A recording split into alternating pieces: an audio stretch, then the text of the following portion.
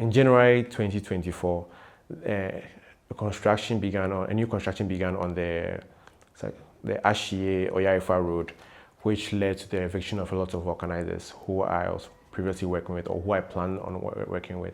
And I saw what they were going through and the theme of uncertainty as related to each other. And I guess that what made me more interested in working on the project and seeing how I could speak about what we were going through as well as what others, I guess, around the country were going through, as their spaces are usually based on government lands or temporary spaces. I guess with the data, what I just found fascinating is the number of people migrating from outside the major cities to the main cities, and the number of people who also want to leave the main cities to find greener patches elsewhere. So, and especially because I realized that a lot of the vulcanizers I was working with didn't come from Accra.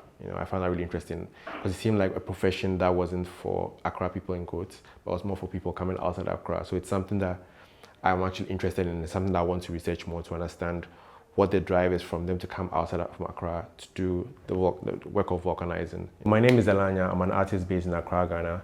I work primarily using objects I find within vulcanizer shops, that is inner tubes, tires, bicycle rims, and other objects that the vulcanizers or mechanics find useless or they have no use for. And I've been doing this for about 2 years, but working artistically for about 10 years. One of the things I've been doing since I began working with vulcanizer shops was to map out the various shops in Accra in I guess a bigger project I'm working on, where I attach their GPS coordinates to each shop to be able to show people where all the shops in Accra are. The project I call Vulcaniser Accra, and it's something I'm working on. What attracted me to the project was the idea of migration, because at the time I discovered the call, I was working with different vulcanizers in the Ashie region who had been evicted from their original places of work.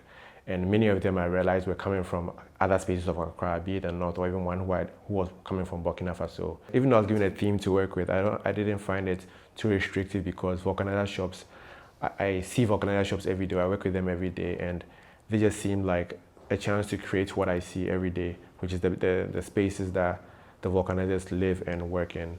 The project, as Atlas of Uncertainty, fits well with my studio in particular, because my studio is I call it a temporary space, which is also like being constructed and all that, and it's a space that I don't intend on being here for long.